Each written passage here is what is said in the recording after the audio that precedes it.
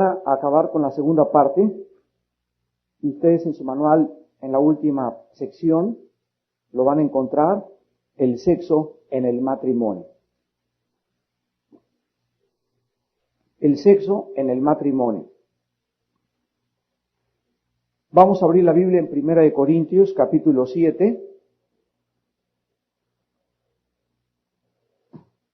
del 1 al 5. 1 Corintios, capítulo 7, del 1 al 5. El apóstol Pablo escribe estas palabras. En cuanto a las cosas de que me escribisteis, bueno le sería al hombre no tocar mujer. Pero a causa de las fornicaciones, cada uno tenga su propia mujer y cada una tenga su propio marido. El marido cumpla con la mujer el deber conyugal y asimismo la mujer con el marido. La mujer no tiene potestad sobre su propio cuerpo, sino el marido. Ni tampoco tiene el marido potestad sobre su propio cuerpo, sino la mujer. No os neguéis el uno al otro, a no ser por algún tiempo de mutuo consentimiento, para ocuparos sosegadamente en la oración, y volver a juntaros en uno, para que no os tiente Satanás a causa de vuestra incontinencia. En esta mañana vamos a abarcar 3 secciones. Vamos a revisar rápidamente la creación del sexo, que fue el tema de ayer. Vamos a ver cómo se usa el sexo dentro del matrimonio y vamos a terminar con una serie de preguntas que son las que más hemos recibido durante todo el tiempo que hemos compartido estos matrimonios, preguntas relacionadas con las relaciones sexuales. Ayer vimos que Dios es el autor, el creador y diseñador del sexo. No hay nadie en este mundo, ningún psiquiatra, ningún psicólogo, ningún sexólogo, ningún experto que nos pueda hablar con autoridad, con autenticidad, con algo que sea real y verdadero, porque el hombre no inventó el sexo. El impulso sexual fue creado, diseñado por el creador del universo. La Biblia dice, y todo aquello que había Dios hecho bueno, todo aquello que era limpio, de repente todo absolutamente fue ensuciado. La Biblia dice que se ensuciaron los cielos, que se ensució la tierra y se ensució debajo de la tierra. Porque todos los seres vivos y todas las criaturas que Dios creó, espirituales, físicos e invisibles, fueron afectadas por el pecado. Fue afectado por el pecado el cielo donde habitan los ángeles. Una tercera parte se rebeló contra Dios y cayeron y fueron arrojados a la tierra. Cuando el hombre fue criado, fue contaminado por esta rebelión angelical, por un querubín llamado Satanás, y después los seres que habitan el centro de la tierra, también dice la Biblia que fueron afectados por el pecado y por la rebelión cósmica angelical. Así pues, la Biblia es el único libro que nos ofrece la respuesta al problema del mal.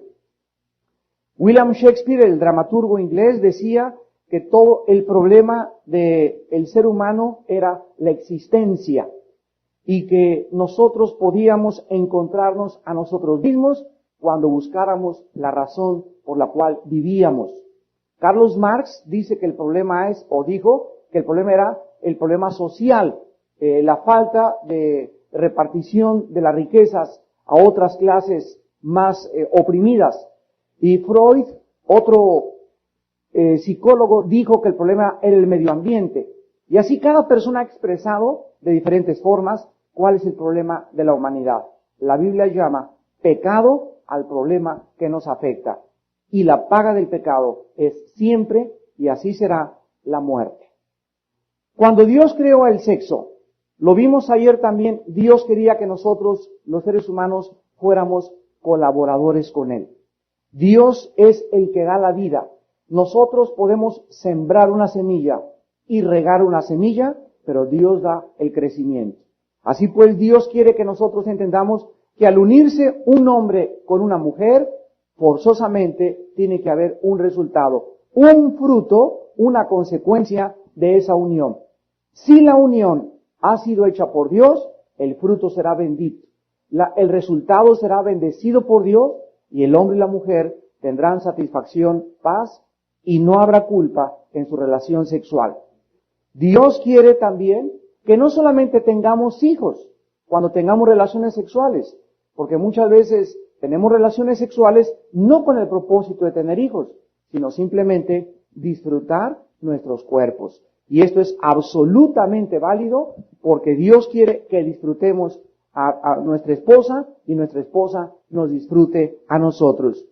Y finalmente, Cristo lo aprobó, el Espíritu Santo lo aprobó y los apóstoles, seguidores de Jesucristo, han escrito largas cartas, como la primera carta a los Corintios, que vamos a estudiar el capítulo 7 esta mañana, para explicarnos el uso del sexo en el matrimonio. Vamos a comenzar en 1 Corintios 7, del 1 al 2. Con la primera razón, o el primer objeto por lo cual Dios creó el sexo en esta vida. Dice en 1 Corintios 7:1, en cuanto a las cosas de que me escribisteis. Aquí encontramos que los corintios le habían enviado una carta al apóstol Pablo y le escribieron en esta carta la mayor parte de los problemas que en la primera carta a los corintios el apóstol Pablo les contesta. Entonces, entre los problemas que esta iglesia que comenzaba a crecer en Corinto, lo que es ahorita la península de Acaya, en Grecia, ahí se encuentra o se encontraba geográficamente Corinto, tenían problemas muy graves sexuales. Ellos no tenían la Biblia completa como la teníamos nosotros. Y dentro de estos problemas sexuales, comenzaron muchos hermanos en la iglesia a descubrir si se podía o no se podía tener relaciones sexuales, si podían solamente los casados tener relaciones sexuales, y otros preguntaban, ¿por qué si Dios nos dio el sexo, no lo podemos usar como nosotros querramos? Entonces, esta es la razón por la cual el apóstol Pablo, inspirado por el Espíritu Santo, les envía esta carta y les continúa diciendo, en cuanto a las cosas que me escribisteis, bueno le sería al hombre no tocar mujer. Aquí está hablando sexualmente. Bueno es que un hombre no toque a su novia sexualmente. Bueno es que una muchacha no se deje tocar, ni manosear, ni acariciar sexualmente. ¿Por qué? Lo vamos a ver más adelante. Las caricias y los besos prolongados nos llevan a excitarnos. La excitación muchas veces es ingobernable. Y cuando se prolonga demasiado o es con demasiada frecuencia, existe el peligro de que ellos puedan caer en una relación sexual. Dice el versículo 2, pero a causa de las fornicaciones, cada uno tenga su propia mujer y cada una tenga su propio marido. La palabra fornicación, la palabra griega porneia, con P de papá. De ahí viene la palabra pornógrafo o pornografía. Y la palabra pornografía o la palabra porneia significa cualquier relación sexual ilícita. Un fornicario es un homosexual, alguien que tiene relaciones antes del matrimonio o por el matrimonio, una lesbiana, alguien que tiene relaciones sexuales con los animales o una persona que se masturba. Estas personas caen y están clasificadas dentro de la esfera de la fornicación. Cualquier relación sexual, insisto, fuera del matrimonio es fornicación y está clasificado como el pecado de fornicación.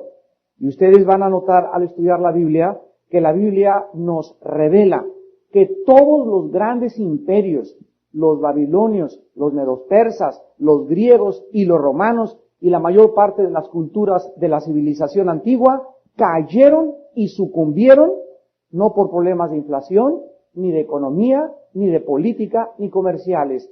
Cayeron y se derrumbaron por la inmoralidad. En otras palabras, la inmoralidad, la depravación sexual, la perversión sexual es el arma favorita de Satanás. Y es el medio más fácil de acabar con un hombre y con una mujer. Vivimos una sociedad donde encontramos que el mundo premia, vamos a dar el premio Nobel a este hombre grande, y este hombre llegó a ser presidente de la República, y este hombre llegó a ser gobernador, y llegó a ser el más destacado experto en computación, bla, bla, bla, bla. Y todas estas personalidades que nosotros conocemos, artistas de cine, cantantes, músicos, políticos, no se imaginan ustedes dentro de su vida el deterioro sexual que existe. Y así tenemos ya en México políticos homosexuales, artistas homosexuales, mujeres que ocupan grandes puestos públicos en el gobierno, lesbianas. En Estados Unidos, 9 mujeres lesbianas encuentran en los primeros puestos de la Casa Blanca. 9 mujeres que son magníficas abogados, que son magníficas licenciadas, pero que su vida moral es absolutamente un deterioro. Alguien podría decir, ¿qué importa mi vida privada o mi vida sexual con mi vida social? Y déjame decirte que cualquier persona que esté deteriorada sexualmente tiene forzosamente que afectar la vida social de los que le rodean. Tú no puedes decir, yo puedo tener una vida privada y ser un político o un doctor destacado. No es verdad. ¿Por qué? Porque tu influencia acabará forzosamente corrompiendo a las personas a tu alrededor. Dios quiere que a causa de las fornicaciones, a causa del impulso sexual que tenemos, tengamos cada uno de nosotros una mujer y que cada mujer tenga un hombre. Todos tenemos a una mujer a la que Dios va a levantar, un hombre al que Dios va a levantar para ser tu esposo. Las mujeres no tienen por qué tratar de imitar a un artista de cine, porque el hombre que tiene Dios para tu vida será un hombre que te va a hacer feliz, te va a satisfacer, si es el hombre enviado por Dios. El hombre no necesita cambiar actitud o aparentar una forma de ser que no es. ¿Por qué? Porque Dios tiene para ti una mujer que será la madre de tus hijos y la que te hará feliz. Mentiras que tú puedas tener una esposa y un amante y ser feliz.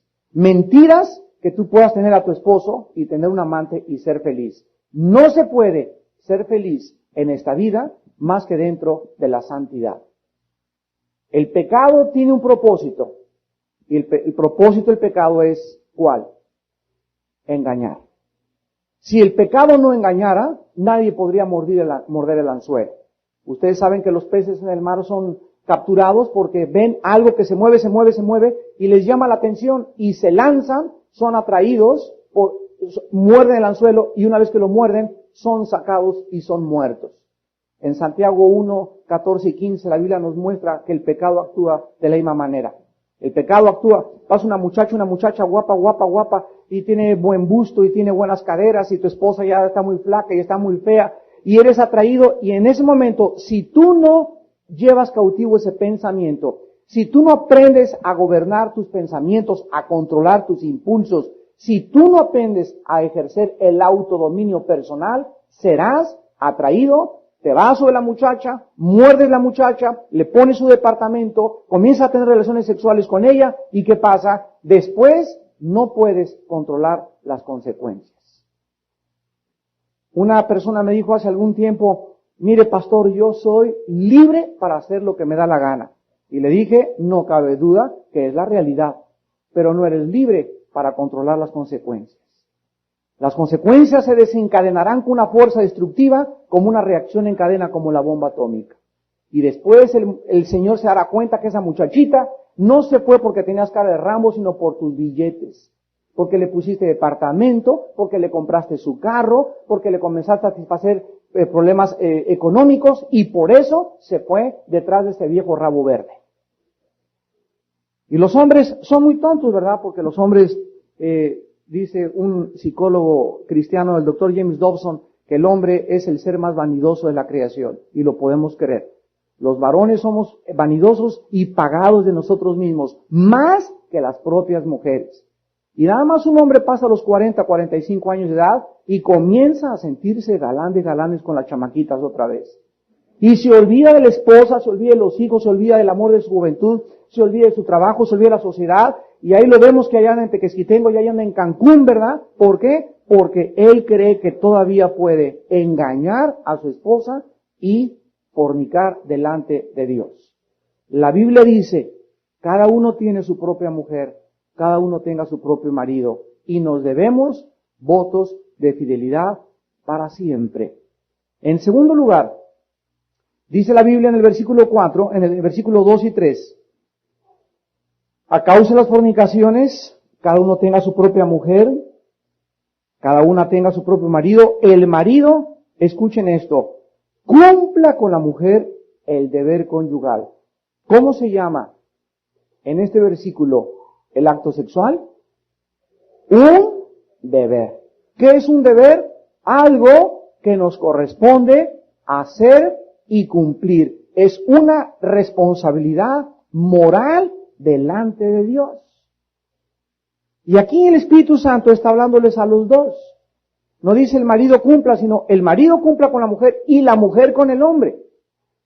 Y quiero insistir en esta mañana en este problema porque hay muchas mujeres que, al igual que muchos hombres, desconocen cómo funcionan ustedes, qué es lo que les gusta, qué es lo que no les gusta, cómo deben acercarse, cómo se debe preparar la relación sexual. Hay muchas mujeres que también ignoran la naturaleza masculina. Y mujeres, si ustedes no sabían, los hombres tenemos más necesidad del acto sexual que ustedes. Tienen que aprender eso ustedes. O sea, el hombre está más disponible sexualmente que la mujer. La mujer puede tener ganas de tener relaciones 2 o 3 veces a la semana. El hombre casi puede tener ganas de tener relaciones sexuales diario. ¿Por qué? Porque come muchos cacahuates. ¿No?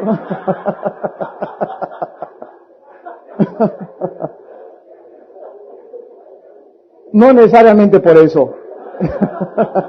Por su naturaleza. Entonces hay muchos hombres que se casan y pues, ¿verdad? Quieren estar todo el día con la muchacha, con su esposa, y quieren estar teniendo relaciones sexuales y llegan las mujeres, es que mi marido solamente, ¿verdad? Lo único que quiere es eso. Entonces ellas tienen que entender que es algo natural en el hombre. ¿Por qué? Porque el hombre fue creado diferente a la mujer. Somos totalmente diferentes. Pero como el hombre tiene ganas casi diario, más que la mujer, y la mujer necesita otras precondiciones para poder tener relaciones, ya lo vimos ayer, necesita estar de buen humor, necesita saber que la amas, necesita saber que te preocupas por ella, necesita saber que estás interesado en sus problemas emocionales y en sus problemas sentimentales. La mujer no puede ser agredida sexualmente mientras ella no vea romanticismo y amor en el acto sexual. Así que si tú nada más como caballo llegas o como potranco, ¿verdad? Y ya nada más quieres la relación y no te importa el sentimiento de ella ni mucho menos, puedes lastimarla sentimental y emocionalmente. Entonces la Biblia quiere que entendamos, el acto sexual es un deber en el matrimonio.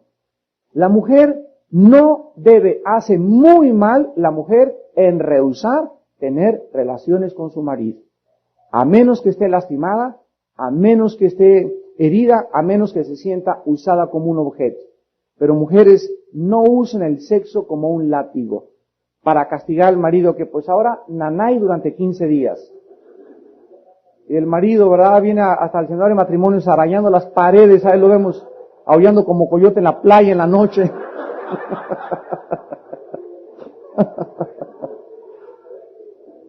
El pobre marido, ¿verdad? Porque está castigado.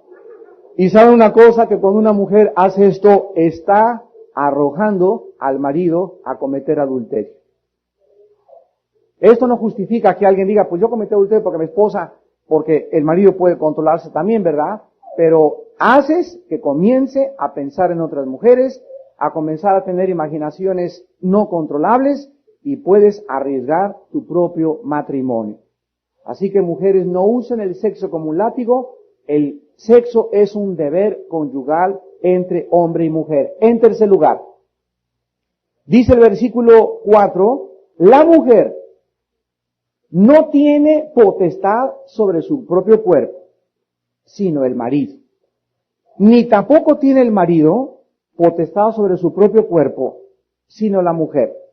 Aquí la palabra potestad es la palabra gobernar, controlar. Vamos a ver qué dice el Espíritu Santo. La mujer no debe gobernar o no debe dominar su propio cuerpo, sino el marido. En otras palabras, el versículo 4 nos está hablando de la masturbación. La mujer no puede hacer lo que quiera con su cuerpo. El hombre no puede hacer lo que quiera con su cuerpo, porque mi cuerpo no es mío. 1 Corintios 6, 19 y 20. Mi cuerpo es el templo del Espíritu Santo. Yo no puedo fumar, yo no puedo tomar, yo no puedo desvelarme diario, no puedo dejar de hacer ejercicio, porque mi cuerpo no es mío. Yo no tengo potestad sobre mi cuerpo, la potestad la tiene Dios. Y cuando me caso, cuando te casas, Dios le da a tu esposa, Dios le da a tu esposo, para que tú ahora seas de él y él sea de ti. Entonces, cualquier acto sexual, cualquier desperdicio sexual que no sea el vehículo, tu esposa, y el instrumento a través del cual tú canalizas tu fuerza física, tu virilidad, a través del esperma, estás pecando delante de Dios. En el Antiguo Testamento, Dios prohibía la masturbación y les decía que no podían dejar su semen tirado en la tierra porque era pecado en contra de él. ¿Por qué? Porque es algo santo y sagrado lo que contiene la vida en colaboración con Dios para crear un fruto que son nuestros hijos. Así que tú no puedes hacer lo que quieras con tu cuerpo, ni ustedes mujeres pueden hacer lo que quieran con su cuerpo. Nuestros cuerpos, al estar casados, le pertenece a mi esposa y el de ella me pertenece a mí. En quinto lugar, dice el versículo 5, no os neguéis el uno al otro, a no ser por algún tiempo de mutuo consentimiento, para ocuparos sosegadamente en la oración, y vuélvanse a juntar en uno, para que no los tiente Satanás a causa de vuestra incontinencia. La interrupción del deber conyugal en el matrimonio es peligrosísimo a la luz de la Biblia. Esos maridos que trabajan de agentes de ventas y que se van 3 semanas o se van en todo el mes, no están, en todo el año están un mes con la mujer. O la mujer que tiene tanto trabajo y que es abogada y que es licenciada y trabaja todo el día, ya llevan 8 días sin tener relaciones, 10 días sin tener relaciones. Y no porque estén orando, ni porque estén en ayuno, sino él tal vez porque viaja demasiado, o ella tal vez porque trabaja demasiado. Aquí es donde Satanás se aprovecha porque anda buscando a quien devorar como un león rugiente. Entonces cuando cualquier hombre ya pasan 8 días, 10 días y que porque está muy cansado, porque viaja demasiado, porque anda por allá y la mujer, comiencen a analizar su vida sexual. Es importantísimo a los ojos de Dios. Porque es cuando Satanás tienta y ataca. Y la persona que está evitando la relación sexual en el matrimonio es tentada a cometer adulterio. O puede ser tentada a comprar revistas pornográficas y comenzar a satisfacerse sexualmente él o ella mismo. Así pues, solamente hay una exclusión, solamente hay una excepción en la Biblia para no tener relaciones sexuales cuando nos dedicamos a orar y ayunar y a buscar a Dios juntos. Porque dice mutuo consentimiento. O sea, me pongo de acuerdo, mi vida, esta semana vamos a ayunar o vamos a buscar a Dios o vamos a ir a entregarnos a algo, pero los dos estamos de acuerdo y mientras estamos separados sexualmente, ¿qué nos protege? La oración, ¿verdad? Entonces, separarse sin estar orando es ocasión de poder entrar en las garras de Satanás.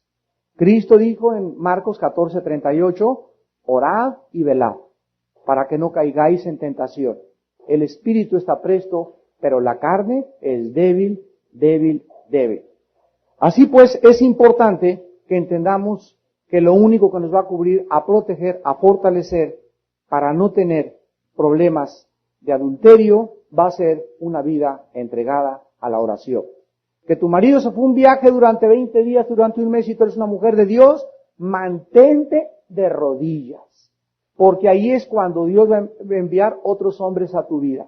Que tú te vas a un viaje un mes o te vas 15 días allá, no sé dónde llegas a tu mujer, durante todo el viaje mantente de rodillas. Uno en el viaje y la mujer apoyándote en oración en su casa. Para que mientras estemos separados, no nos tiente Satanás. Si no oramos y no buscamos a Dios, cualquiera puede caer fácilmente en el pecado del adulterio. Y en Proverbios capítulo 6, versículo 32, en quinto y último lugar, antes de entrar a las preguntas, la Biblia nos describe las consecuencias y lo que destruye al matrimonio más fácilmente que cualquier otro pecado en la vida: el adulterio. Dice Proverbios 6, 32 al 35. Más el que comete adulterio. Escuchen la opinión de Dios. Dice Dios, es falto de entendimiento.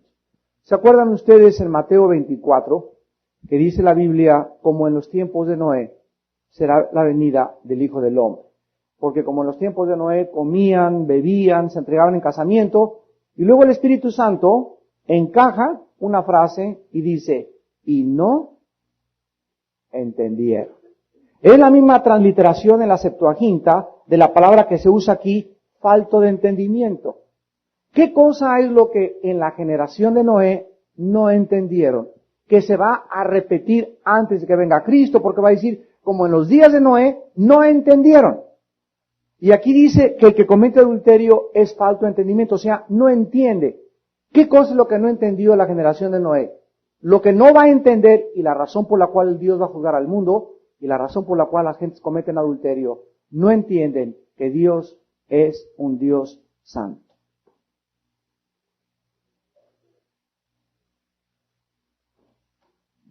Si tú no entiendes ni comprendes la santidad de Dios, no puedes tener convicciones para ser fiel a tu esposo y a tu esposa.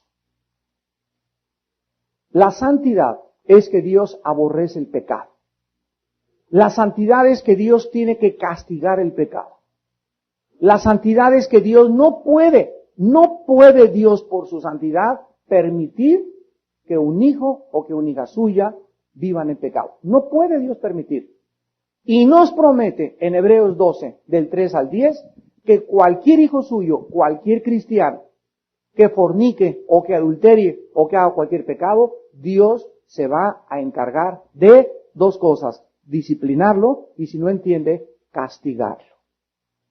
Y la Biblia dice que la palabra castigo, mastigo aquí en el griego, es contacto físico. Dios puede hacer que a cualquier cristiano le pase algo físicamente para usarlo como un correctivo con el propósito de que regreses a Él.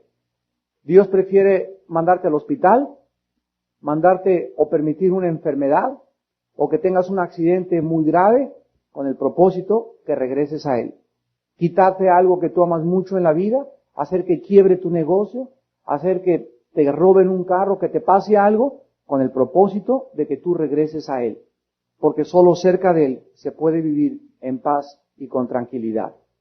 Y como Dios quiere que entendamos que Él murió en la cruz para que tuviéramos paz, y Él murió en la cruz para que viviéramos una vida abundante, y Él murió en la cruz para que puedas tener una vida nueva, y si tú no entiendes que Dios tiene una vida mucho mejor para ti, Dios va a tener que tratar con tu vida por las buenas o por las malas. El que comete adulterio no entiende la santidad de Dios. Dice el versículo 32, corrompe su alma el que tal hace. La palabra corromper significa deteriorar moralmente tu vida interior.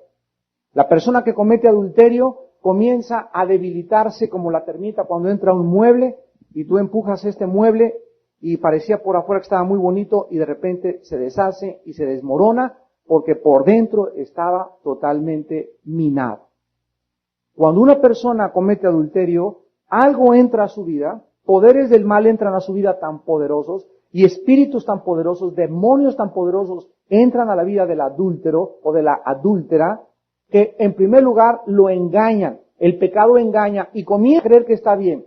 y comienza a racionalizar. No es que mi esposo me hizo o mi esposa me hizo. Comienzan a justificar su pecado.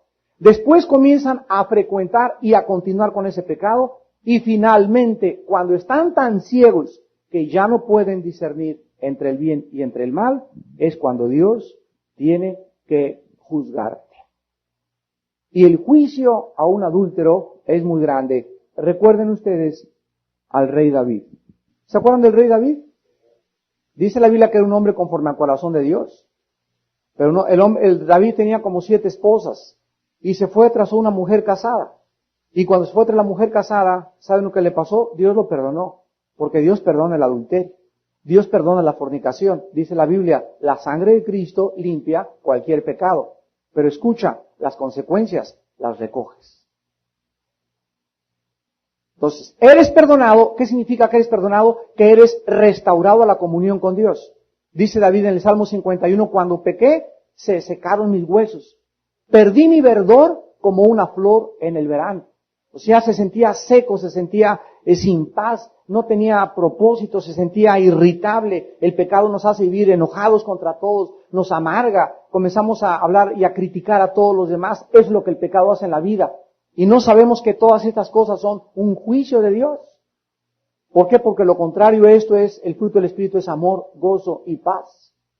Entonces, una persona que ha sido perdonada y limpia por el pecado tiene gozo, amor y paz, pero las consecuencias las recoge. Hagan de cuenta una muchacha que se embaraza a los 15 años. Y llega la muchacha a la iglesia, cometí esto. Es cuando más los pastores y toda la congregación debe aceptar a esa muchacha y abrazarla. Y recibirla arrepentida, ¿verdad? Pero ¿qué le vamos a decir? Muchachita, tu encarguito lo vas a tener que tener.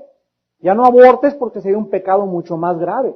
Ahora ten tu hijo, enfrenta la vida con tu hijo, te vamos a ayudar a salir, pero vas a sufrir, no te queremos engañar, vas a sufrir 3, 4, 5 años. Vas a traer un estigma, vas a traer una marca, vas a traer una cruz, pero vale la pena sufrir eso y volver a comenzar otra vez. Abandonar la vida y vivir en pecado continuamente. Así que el que comete adulterio es falta de entendimiento, corrompe su alma, el que tal hace heridas y vergüenza hallará y su afrenta nunca será borrada. Esto significa, la mente de la víctima es lastimada tan profundamente que cuando la víctima se siente traicionada sexualmente por su cónyuge, en ese momento la persona tarda muchos años, estoy hablando de 5, 10 años, para poder perdonar. El cristiano perdona gracias a Dios, pero la herida para cicatrizar tarda mucho tiempo. Hace algún tiempo llegó una persona y me dijo, Armando, es que mi hogar es un infierno. Le dije, ¿cuál es tu problema? Me dice, mi esposa supo que la engañé hace 1 año, pero ya le pedí perdón a Dios, me dijo, y me siento ya en paz con Dios. Le dije, qué bueno, fulano de tal, pero recuerda una cosa, vas a vivir ese infierno algunos años en tu casa, y ese va a ser tu cruz. ¿Por qué? Porque es la consecuencia de tu pecado. 45 minutos de placer le van a producir a este hermano 3 o 4 años de tormento en su casa, hasta que su esposa verdaderamente crea que él se arrepintió. Porque no es tan fácil, perdóname mi vida. No, hay que hacer frutos de arrepentimiento. Y hay que demostrar con el tiempo que verdaderamente estás dispuesto a sanar la vida de todos los que lastimaste con tu adulterio. Es tan grave el adulterio y es tan profundo que la Biblia nos advierte que más vale que lo pensemos 10 veces antes de cometerlo y coquetear con el pecado. No juegues con el pecado. Dice en Proverbios capítulo 6 versículo 27. ¿Tomará el hombre fuego en su seno sin que sus vestidos ardan? ¿Andará el hombre sobre brasas sin que sus pies se quemen? Así es el que se llega a la mujer de su prójimo. No quedará impune ninguno que la tocar. En otras palabras dice Dios, ¿podrás con carbón estar juegue y juegue y juegue hasta que no acabes quemándote? ¿Quién puede estar metiendo la mano a la lumbre y a ver, me quemo o no me quemo hasta que no acabes quemándote? ¿Quién de ustedes puede estar viendo una mujer y estarla viendo y estarla viendo y estar pensando en ella y al finalmente no acabar cometiendo adulterio con ella? ¿Tú crees que puedes llegar a tu oficina y diario verle las piernas a tu secretaria, verle el escote? ¿Tú crees que puedes llegar a Acapulco y estar viendo cada bikini que pasa y cada muchacha que viene con minifalda hasta que finalmente dentro de 6 meses, 8 meses estar viendo mujeres que no son tu esposa? ¿Qué pasa? Te estás preparando psicológicamente para caer en pecado. Una mujer no puede lo mismo, estar pensando en un hombre y no, pues ese hombre es mejor que mi marido y ese hombre es esto y aquello. No puede una mujer hacer esto porque tarde o temprano caes en el adulterio. Nadie peca ni fornica de la noche a la mañana. La persona que cae en el adulterio o en la fornicación tenía semanas antes, meses antes, preparado psicológicamente para caer. ¿Está claro esto? La vida de nuestros pensamientos diarios, nuestras imaginaciones diarias, si tú sigues viendo videos pornográficos, si tú sigues deleitándote con mujeres que no son tu esposa, si tú crees que porque puedes vencer la tentación de tener una mujer guapa como secretaria, vas a poder llegar en tu matrimonio a triunfar, te equivocas. La carne es débil. Débil. Conozcámonos. Dios quiere que nos conozcamos. Y que conozcamos que el corazón es perverso y engañoso. Y la paga del pecado es la muerte. Las consecuencias son graves. ¿Valdrá la pena echar a perder mis hijos, mi esposa, mi familia por una muchacha? ¿Valdrá la pena sacrificar el dolor que vas a recibir durante 4, 5, 6, 10 años por un día de placer, por 2 días de placer, por un amante que es una falsedad, que es un cuento, que es una ficción en tu corazón? No vale la pena. Sean santos, dice el Señor, porque yo soy santo. Y sin santidad nadie verá a Dios. El adulterio comete problemas y lastima el corazón dentro de la mujer o dentro del hombre que tardan mucho tiempo en poder restaurarse. Vamos finalmente a contestar las preguntas más usuales en un seminario acerca del sexo. Número 1, ¿se pueden tener relaciones sexuales dentro del embarazo? La respuesta es sí se pueden hasta aproximadamente 6 semanas antes del parto. Aquí tenemos varios médicos en este seminario y cualquiera de ustedes que tenga un poco más de problemas al respecto, veo que hay como 4 o 5 embarazadas, qué bendición tan grande, ¿verdad? Pero precisamente como venimos de luna de miel, pues preguntan, ¿verdad? Las embarazadas, bueno, ¿qué? ¿Yo qué? Pues verás, si se pueden tener relaciones hasta 6 semanas, o sea, antes del parto, o sea, 1 mes y medio antes del parto. Ya después, maridos, controlen sus impulsos. Ya no hay nada de nada. 1 mes y medio, 2 meses antes del parto, suelta a tu esposa, ámala, sé tierno con ella, apapáchala y espérate, ¿verdad? Porque después viene la cuarentena, así que y en todo este tiempo, pues hay que vivir orando para poder también, porque cuando el diablo ataca a un marido, lo puede atacar también durante el parto de la mujer, ¿verdad? Porque la mujer pues cambia de forma en su cuerpo, y nosotros los cristianos pensamos lo contrario. Bueno, yo siempre he creído que una mujer embarazada es cuando más bella se ve, es cuando más tierna, cuando más todo, ¿verdad? O sea, una mujer embarazada es como una inspiración que inspira a tratarla como si fuera, no es una flor, ¿verdad? Como un vaso más frágil. Entonces, 1 mes y medio antes, es mejor 2 meses para estar seguros, no toques ya a tu mujer. O sea, ya en el 7º mes, en el 6º mes ya, con mucho cuidado, en el 7º mes ya nada de nada. Oren juntos, busca al Señor, piensa en tu bebé tan lindo que va a traer felicidad a tu casa, y no pienses en otras cosas. Tu esposa se va a recuperar pronto, y estarán los dos listos muy rápido para poder reanudar sus vidas sexuales. Número 2. ¿Afecta el cansancio físico y mental las relaciones sexuales? Definitivamente, absolutamente, sí afecta. Uno de los problemas más grandes de vivir en una ciudad como la de México y bajo el ozono es que los hombres no funcionan adecuadamente sexualmente hablando. ¿Sabían eso? El tráfico el ozono, los claxones de los carros, todo absolutamente afecta sexualmente al varón y muchas veces a la mujer. El varón necesita, para tener una relación sexual adecuada, estar absolutamente relajado. Así que, hermanita, si cuando llega tu marido en la noche, llega a las 8 o 9 de la noche y tú, ¿verdad?, quieres tener relaciones con él, y ya estás vestida de la esposa de Robin Hood ahí en la casa esperándolo, con cena y todo, y llega así todo, ¿verdad? ¿Dónde estoy? ¿Ontoy? Ponle sus pantuflitas, ponle la tina con agua calientita, mi vida, con burbujitas, llévale ahí su cenito, un sándwich de sardinas o algo así, ¿verdad? Prepárale la atmósfera, ya los niños acostados y dormidos, anestesiados, los niños ahí en el cuarto de junto. Si quieres que tu marido responda, porque el cansancio y las presiones y el smog y el estrés afectan el sexo del hombre. Número 3. ¿Qué acerca de las posiciones en las relaciones sexuales?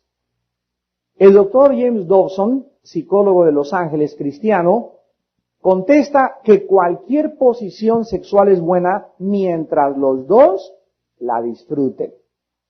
Es importante que exista entre los dos comunicación. Mi vida, ¿verdad? ¿Te gusta así? ¿Te gusta asá? Etcétera, etcétera. Los dos tienen que estar de acuerdo. No uses a tu esposa como un animal para satisfacer lo que a ti te guste cuando tú estás afectándola, lastimándola o hiriéndola física y emocionalmente. Así que cualquier posición es buena mientras haya un mutuo consentimiento. Número 4. ¿Qué causa la frigidez en una mujer? Las causas de la frigidez emocionales de la mujer, el 90% son de carácter psicológico y no físicas. La mayor parte de las mujeres frígidas provienen de padres fríos, de hogares donde no hubo amor, donde el padre era un hombre seco y egoísta y no acariciaba ni vivía cerca de la mujer. El marido de una mujer frígida tiene que tener paciencia y tratar con su esposa con cariño y con muchas atenciones. Hay muchas veces que cuando tú te casas o tienes poco tiempo de casado, notas que tu esposa no disfruta las relaciones sexuales o tienes problemas sexuales con ella y tú tienes que hablar con ella, mi vida, ¿verdad? No hay como la apertura y la sinceridad y la comunicación en el matrimonio. Ya si ustedes no tienen la confianza para decirle a tu esposo, mira, me pasó cuando era niña esto, o me violaron a los 13 años, o mi papá me hizo esto, o pasé aquello, y ahorita vuelvo a despertar esas cosas que me afectaron en el pasado, entonces tu esposo no podrá estar preparado para poder atenderte con el amor y la ternura que tú necesitas. Entonces es muy importante que cuando haya frigidez se busque la consejería pastoral y que hables con tu esposo y puedan los dos encontrar la solución. Número 5. ¿Qué causa la impotencia de muchos hombres? ¿Qué causa la impotencia? La mayor parte de las veces son presiones de la sociedad. Falta de ejercicio, problemas en el trabajo, el smog, los claxons afectan el impulso sexual del varón. Así que varones, ¿quieren ustedes ser Mr. México?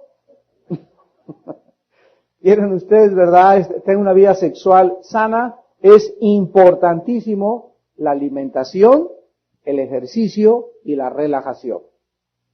Las personas que fuman, por ejemplo, una cajetilla o 2 cajetillas diarias de cigarro, reducen su virilidad al 60%. ¿Escucharon eso? Las personas que ingieren bebidas alcohólicas, o sea, que se toman un whisky diario, o coñac, licores fuertes, etcétera, etcétera, reducen su virilidad al 80%. El alcohol acaba produciendo impotencia sexual. El cigarro afecta las relaciones sexuales y además, en tercer lugar, las personas que comen muchas grasas, hombres que comen mucha carnita de puerco, patitas de cerdo a la vinagreta, 3, 4 veces a la semana, chicharrón, etcétera, etcétera, reducen su potencia sexual. ¿Por qué? Todo tiene explicaciones físicas, lógicas y obvias.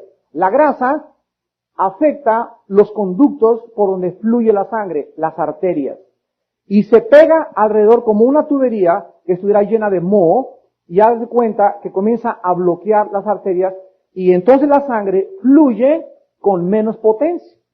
Entonces, si la arteria debe estar libre para que la sangre fluya de una forma rápida, necesita no tener acumulación de grasa. Y la única forma en que evitas la grasa es o no comiendo grasas, o si las comes muy poco, combinadas con mucho ejercicio.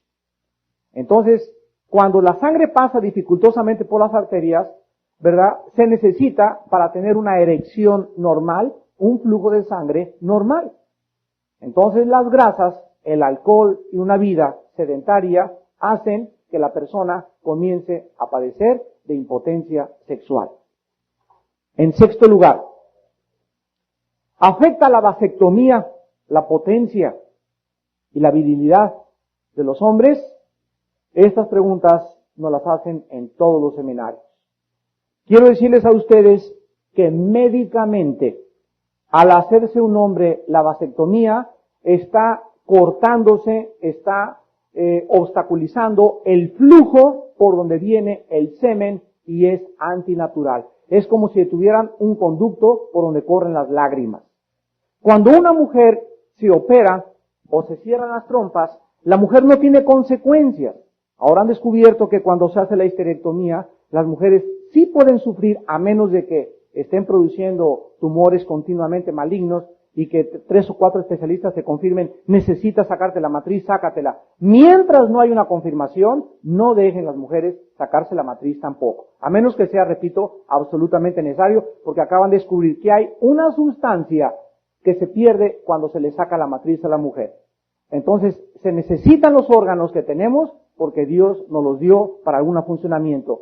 Pero en el caso de que en un matrimonio la mujer y el hombre ya no quieran tener hijos, es mucho mejor que la mujer se corte las trompas a que el hombre se haga la vasectomía.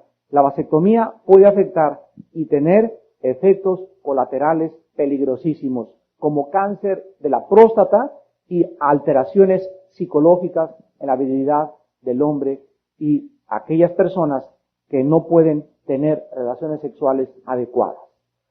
Así que es mucho mejor, y ustedes confírmenlo médicamente, porque ahorita el gobierno ha desatado una campaña para poder esterilizar a los hombres a través del seguro social. Y la familia pequeña vive mejor. Eso es lo que dice, la Biblia dice, bendición de Jehová son los hijos. Entonces nosotros no vivimos conforme al mundo, vivimos conforme a la palabra de Dios. Entonces hay que tener mucho cuidado con esto. En séptimo lugar y último, ¿de qué forma afecta la masturbación la vida sexual de una pareja? La masturbación es un enemigo de las relaciones sexuales antes y después en el matrimonio. Un hombre que hace de la masturbación un hábito durante su juventud hallará muy difícil poder satisfacer a su mujer sexualmente. ¿Por qué? Porque no tendrá control sobre su eyaculación.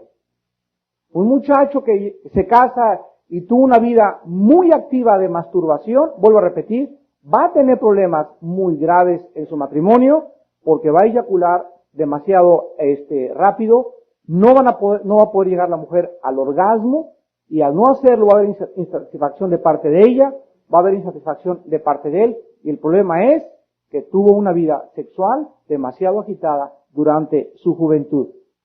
La mujer que acostumbra a masturbarse antes de casarse, cuando se case, no va a encontrar satisfacción ni alcanzar el orgasmo con su marido, porque la satisfacción y su orgasmo lo alcanzarán en aquello en lo que es un hábito, la masturbación. Así pues, Dios tiene razones muy poderosas para decirnos cuídense de todo pecado, de inmoralidad. Les voy a dar 6 razones en contra de la masturbación.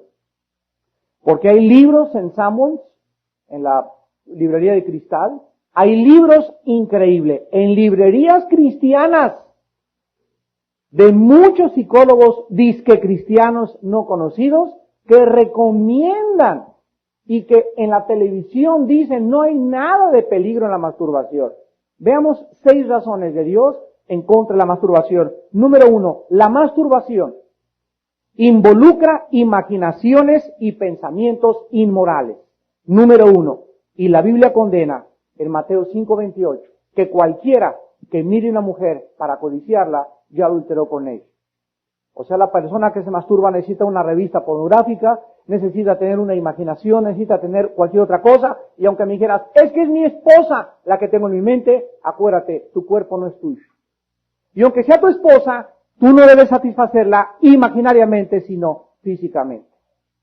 Entonces, hasta eso está prohibido. Aunque me estoy masturbando con la imagen de mi esposa, Dios me dice, no lo hagas porque no derrames tus manantiales sobre el piso, entrégaselos a tu mujer. Número 2. La expresión sexual fue diseñada por Dios para que 2 personas se encontraran dentro del matrimonio sus relaciones sexuales y juntos pudieran expresar su dependencia saludable en esta experiencia maravillosa que es el sexo en el matrimonio. Dios no quiere que ningún hombre ni ninguna mujer encuentren satisfacción en el sexo fuera del matrimonio. Y cualquier manifestación sexual fuera del matrimonio es condenado profundamente por Dios. Número 3. La persona que se masturba siempre, el 100%, es acompañada de culpa. Hay una gran culpa que acompaña a las gentes que se masturban, a menos que la persona haya sido lavada por filosofías humanistas, de que puedes hacer lo que quieras y que la conciencia no existe y que Dios no existe y que la Biblia son puros consejos para anticuadas viejitas. Esta culpa en un cristiano detiene su crecimiento espiritual. Si tú vienes al seminario o van los jóvenes a estudiar la Biblia a los martes en México o a cualquiera donde tú vas a estudiar la Biblia y se masturbaron anoche y traen esa culpa y se sienten culpables al estar oyendo la palabra de Dios no puede entrar a sus vidas con la fluidez y la penetración y la profundidad que pudiera entrar si vinieran a escuchar la palabra con sus vidas limpias delante de Dios. En cuarto lugar, la masturbación viola 1 Corintios 7:9, porque dice la Biblia, mejor es casarse que quemarse. Si algún joven practica la masturbación, esto va a nulificar en él la parte más importante del matrimonio, porque cualquiera podría decir, prefiero masturbarme a casarme. Y la Biblia dice, por causa de las fornicaciones, cada quien tenga su propio marido y su propia mujer. Número 5. La masturbación crea un hábito. Y acuérdense ustedes que los hábitos forman las costumbres y las costumbres forman el carácter. Si tú comienzas a comerte las uñas a los 12 años, a los 15 años te las vas a comer, a los 18 años ya es tu forma de ser comerte las uñas y estarás así, te van a dar el diploma en tu escuela y vas a estar así y vas a estar en cualquier parte con las uñas. ¿Por qué? Porque los hábitos forman costumbres, las costumbres forman el carácter. La masturbación creará un hábito que afectará el coito durante el matrimonio. Y en sexto lugar, la masturbación defrauda al cónyuge. La masturbación defrauda al cónyuge porque ningún hombre puede desperdiciar este deseo dado por Dios, dijimos, más que en el coito, más que en la relación sexual en el matrimonio.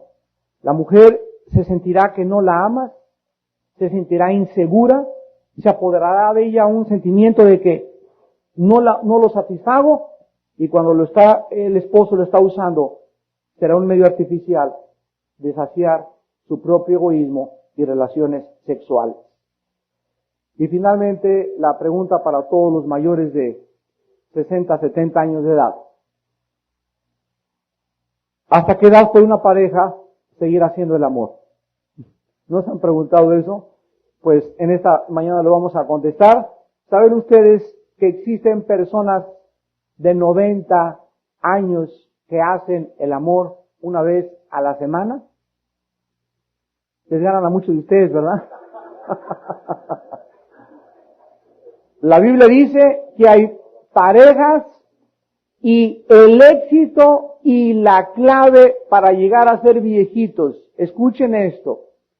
La clave y el éxito para poder llegar a ser viejitos con una relación sexual adecuado son dos: la santidad y una vida física saludable interiormente. Todas las personas que después de los 50 años ya no comen grasas y se dedican a comer muchas verduras y muchas ensaladas y muchos líquidos, etcétera, etcétera, pueden llegar hasta los 100 años y corretear a la viejita por todo el cuarto.